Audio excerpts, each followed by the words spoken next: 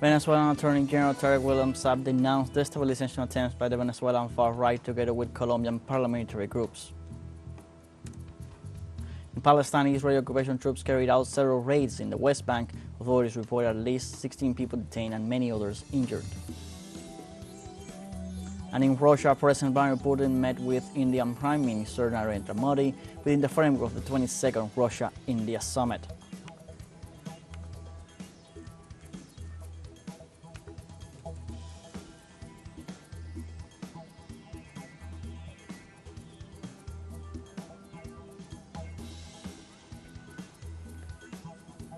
Hello, welcome to From the South. I'm Luis Alberto Matos from the teleSUR studios in Havana, Cuba. We begin with the news. The Attorney General of Venezuela, Tarek William Saab, offered statements on the destabilization attempts perpetrated by the Venezuelan far-right together with Colombian paramilitary groups. During a press conference, the Attorney General revealed new evidence of the actions of the far-right against the electoral process of the next July 28th elections. William Saab assured that they are working hand-in-hand with the Colombian Attorney General's office to clarify the facts regarding these denunciations generated last July 6 by the so-called Autodefensas Conquistadoras de la Sierra group. Furthermore, he emphasized that these sectors had met on several occasions with the irregular groups to show them maps of the Miraflores Palace in the city of Caracas and of the energy system in the state of Zulia, with the objective of sabotaging the campaigns for the upcoming elections.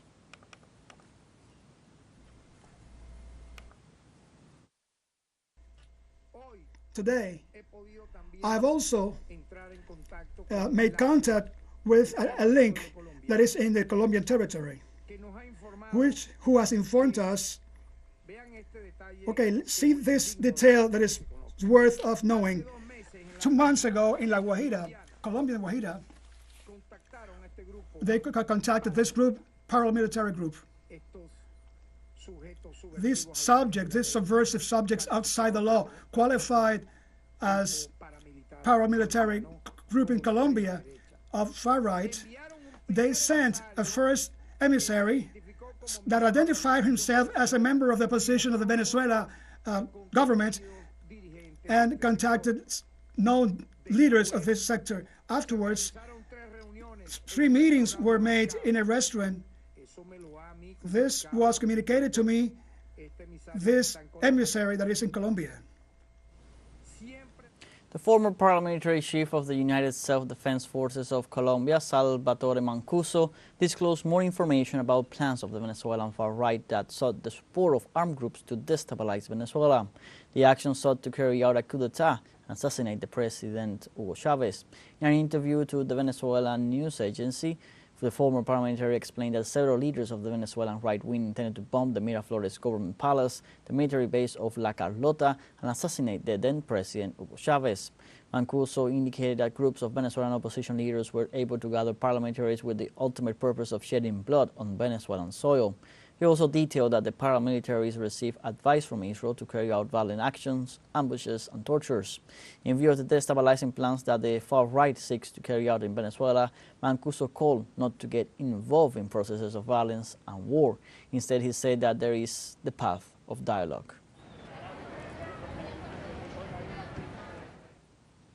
Salvatore Mancuso pointed out that several leaders of the far-right involved in the operations that sought to destabilize Venezuela. In that operation, there was complicity, of course, with the authorities of the municipalities, authorities that were Enrique Catalán in Proyecto Venezuela. He was mayor of Hatillo, Enrique Capriles of Primero Justicia, and mayor of Baruta, and Enrique Mendoza, then governor of Miranda State. The capture of that command, remember that they went to train to a dactary farm in El Hatillo. The military involved were Major General Ovidio Tovioli, Colonel of the National Guard Jesus Farias Rodriguez, and Colonel Yael Contreras Rangel, Rafael Farias Villaville, captain of the army of Colonel Jesus Farias. Among the businessmen, there was one from the state of Zulia, Gustavo Singh Machado, Another one was Robert Alonso, owner of the farm Dactari in the state of Miranda. He was nicknamed the colonel by the members of this paramilitary group that was there trying to overthrow President Chavez. Among the deputies, Oswaldo Álvarez Paz was one of them.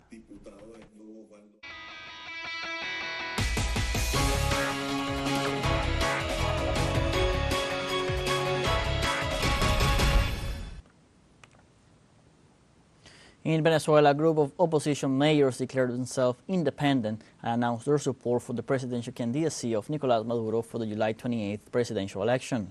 This way, the mayor of Tinaco in the state of Cojedes, Juan Carlos Zamora, together with the mayor of San Juan de los Morros in Guarico State, Sulme Avila, and the mayors of Rojas, Pedro Antonio Abreu, and Obispos, Adrián Azuaje, both in the state of Barinas, collectively issued a statement in the social platform X declaring their stand. In the text, the municipality authorities choose to denounce and reject any attempt to return to violence as an instrument to obtain political positions and power. Consequently, they declare themselves independent from any political party, stating to have freely and responsibly chosen to support the candidacy of President Nicolás Maduro as it aligns with their shared wish to build a future where peace, stability, education, economic growth, and employment are the common goals to guide Venezuela.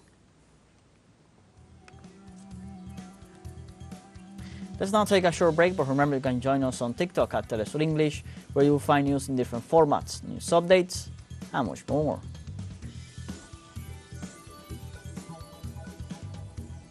Those stories coming up. Stay with us.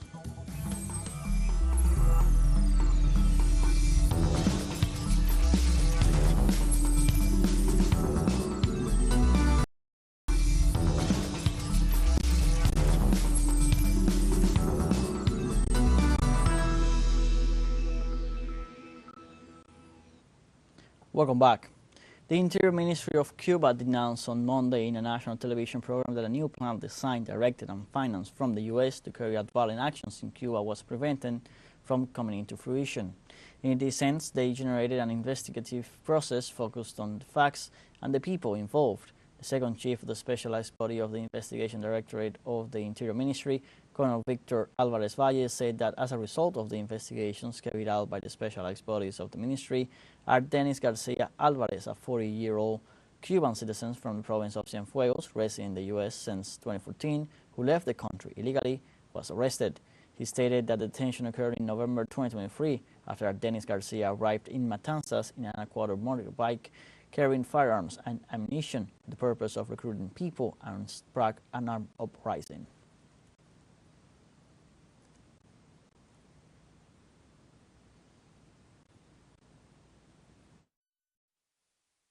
Y la ley penal alcanza a los que actúan en el territorio nacional como los que desde fuera. And the criminal law reaches those who act within the national territory as well as those who assist in this firm outside. That is to say, it allows through the mechanisms that are established also to exercise the penal action with respect to that, based on their objectives, which was to subvert the economic and social order. There can be crimes against the constitutional order, which is to execute any act directed by means of violence.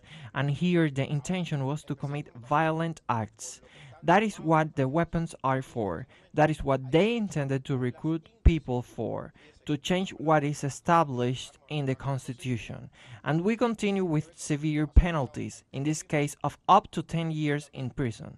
Now, special connotation for what is regulated in our legislation and also internationally. It is necessary to see with the intentions. Notice that here we are talking about acts committed with weapons, explosive devices, which have to do with crimes associated with terrorism, which also includes severe deprivation of liberty or life imprisonment to whoever manufactures, facilitates, sells, transports weapons. Here weapons were transported and introduced into the country to commit the acts that were intended in this case. This is one of the crimes that Cuba had to introduce in its legislation based on international regulations and which are foreseen for the present case. We also have it among the acts he carried out, he intended, as the colonel explained, to capture people with military training, to locate certain places where training was practiced, and to take more weapons, and the search for that sensitive information for the security of the state. Bolivia's Minister of Government Eduardo del Castillo declared on Monday that the President of the Ibero-American Commission on Human Rights for the Development of the Americas, Luis Fernando Hamdan Calancha, does not have the status of human rights overseer. Hamdan Calancha was publicly presented to the Special Anti-Crime Task Force, where Minister del Castillo pointed him out as one of the main drivers of the failed military coup of June 26. In addition, the Ministry of Foreign Affairs of Bolivia has no record that the detainee is part of any human rights organization. So Del Castillo affirmed that Hamdan does not have the status of human rights overseer in Bolivia. Meanwhile, in Argentina, a study conducted by the Catholic University of the country showed that the poverty rate exceeded 54% in the midst of the neoliberal policies imposed by the government of Javier Milei. The study compared official data from the first quarter of the year with those of the fourth quarter of 2023 to analyze the socio-economic changes, highlighting that the indigence rate would have reached 19.8% and the poverty rate 54.6%. The report also noted that the purchasing power of the average employment income decreased by 13.8% during the same period of time, and that 20% of the population concentrates more than 50% of the country's income.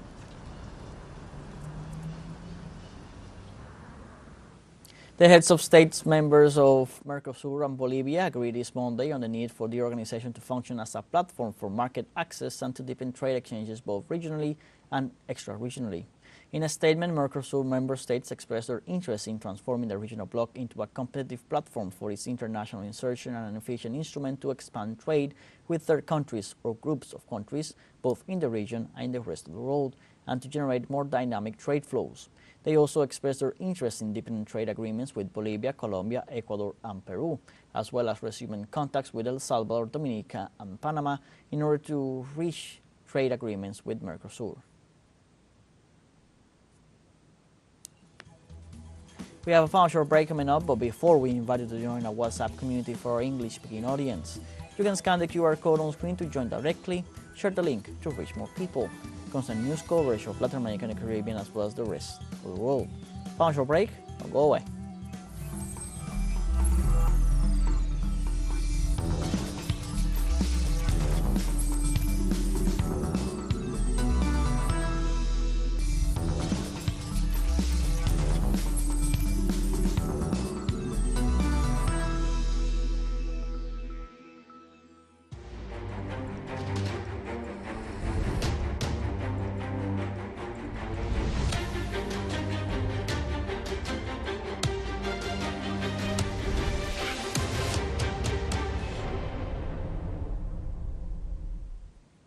Welcome back.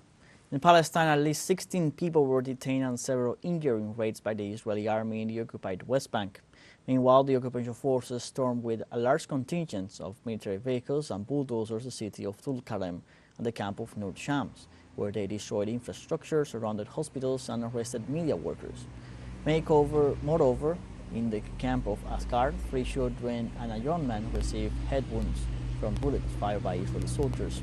At the same time, 16 people were arrested during raids in the cities of Ramallah, Kolkiya, Hebron, Nablus, Bethlehem, and Jericho. In this way, at least 9,600 Palestinians have been arrested by Israeli soldiers since October 7th.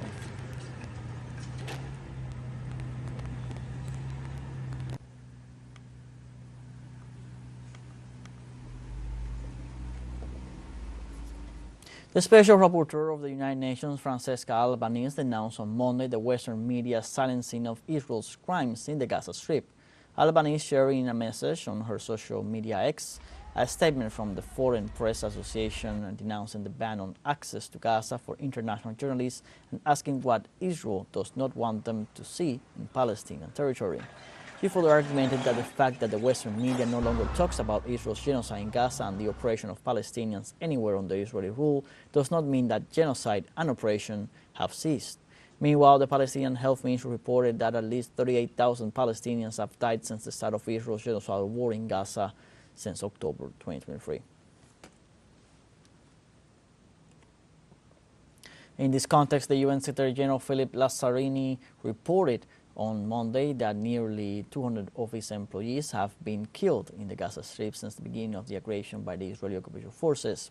Lazzarini gives the information at a press conference in Cairo. He also referred that more than 500 people were killed at the facility as a result of the Israeli attacks, which began last October 7th.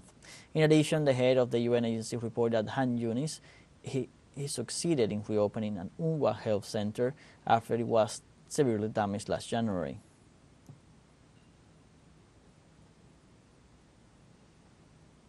In Russia, President Vladimir Putin met with Indian Prime Minister Narendra Modi, who is making an official visit within the framework of the 22nd Russia-India Summit. As part of the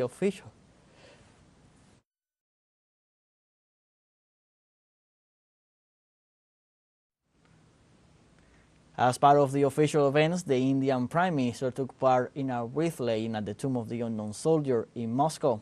The official Russian-India negotiations will be held in both reduced and expanded formats. The parties will discuss not only bilateral cooperation, but also the international situation. According to the Indian Prime Minister, the special and privileged strategic partnership between India and Russia has advanced over the last 10 years, including in the areas of energy, security, trade, investment, health, education, culture, and tourism.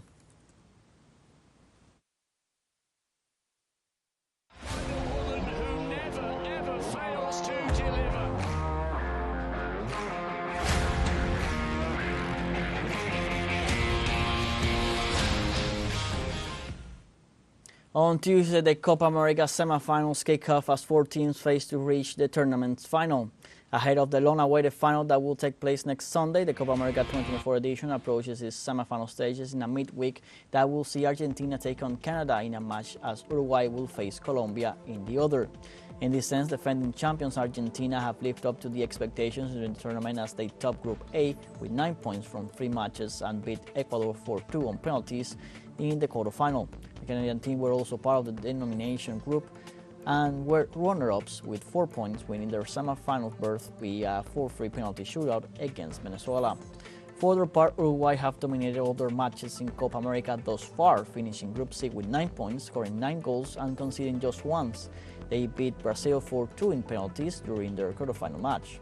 Also in the race towards the Cup is Colombia, which defeated Paraguay and Costa Rica in the group stage before rounding it off with a 1-1 draw against Brazil, while their biggest win in terms of margins was a 5-0 victory over Panama in the quarterfinals. In this context, none of the final 4 teams should be underestimated as a strong contender to go all the way and win the coveted trophy. And also on Tuesday and Wednesday, 4 teams will decide who will face each other in the UEFA Euro 2024 final. Ahead of the last match to be held next Sunday, the 2024 edition of the tournament reaches its semi-final stage. This way, on Tuesday, Spain will face France, while on Wednesday, the Netherlands will take on England. In this regard, Spain, a serious title contender, has lived up to expectations in the tournament, having topped Group B with 3 wins and beating Georgia 4-1 in the round of 16 and Germany 2-1 in the quarterfinals. France, with 1 win and 2 draws, came second in Group D to then beat Belgium 1-0 in the round of 16 and earn a place in the semifinals with a 5-3 penalty shootout over Portugal in the quarterfinals, while England came first in Group C with 1 win and 2 draws to then beat Slovakia 2-1 in the round of 16 and Switzerland on a penalties 5-3 after a close match in which each team scored 1 goal. The Netherlands share Group D with France and managed to go through as one of the best third-place teams and then beat Romania 3-0 in the round of 16 and Turkey 2-1 in the quarterfinals. We have come to the end of this news brief. You can find these and many other stories on our website at telesurenglish.net. Also join us on social media, Facebook, X, Instagram, Telegram, and TikTok. For Telesur English, I'm Luis Alberto Matos. Thank you for watching.